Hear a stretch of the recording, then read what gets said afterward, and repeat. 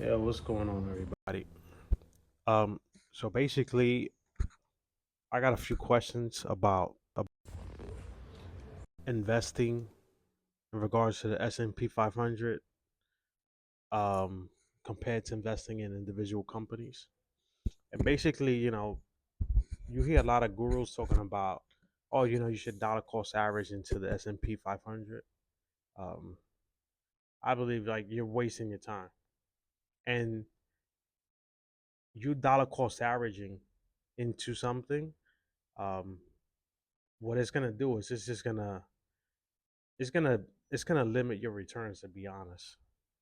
Remember, time is your when it comes to time is your best friend. Um, and not only this, if we look at the whole S&P 500, essentially, ticker symbol SP. If you invested $1,000 into SPY around the dot com bubble, right?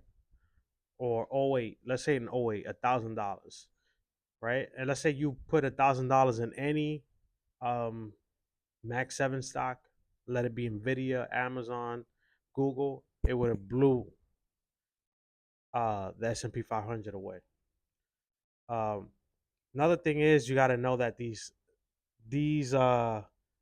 ETFs are composed mainly. I mean, the market is made by these seven companies, 7 or 8 companies, right?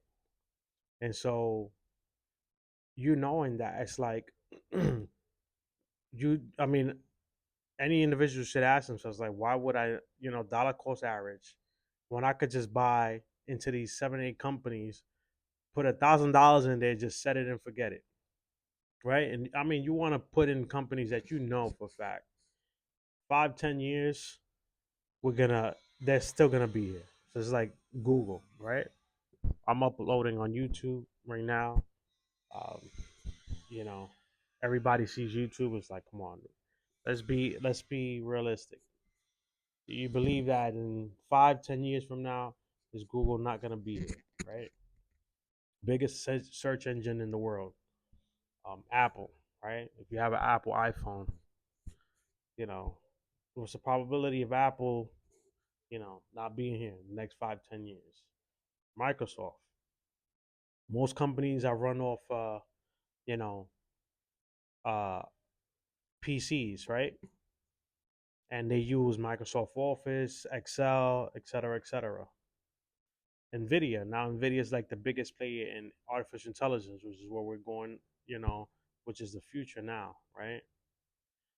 And so you got to look into that. I would say instead of dollars cost averaging, is at the same time the whole point of this investing thing is to limit your risk, right? It's to put a small amount of money for huge, gains, right? And you're gonna do it intelligently, right? You're gonna put it in companies that you know that are worth billions or trillions of dollars, as you know that gonna be here. There's a probable high probability they'll be here, right?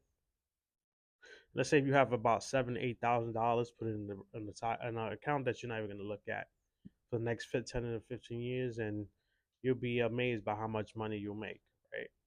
Um, and you can put $1,000 into the S&P while you diversify yourself within these seven companies, right? Because now if you do that, what you're gonna do is that you're limiting your risk, right? You're not gonna make high returns, but if let's say all seven companies for whatever reason go bankrupt, you still have that $1,000 in the S&P 500, which will, I say, basically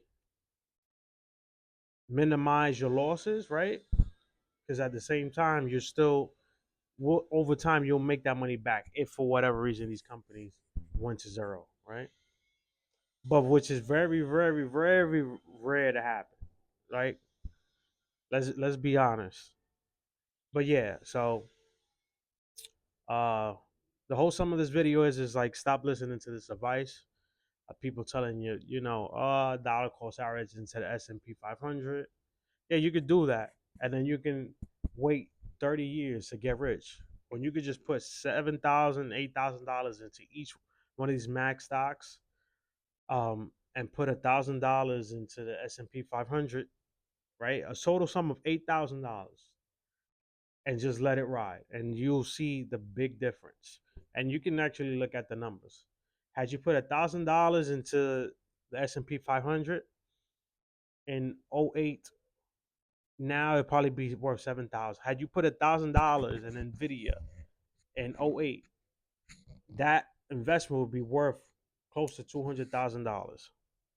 So I don't know, well, that's it. You guys do your own due diligence, research. Again, this is not financial advice, but um, just a food for thought so you can, you know, learn how to play the game, basically. All right.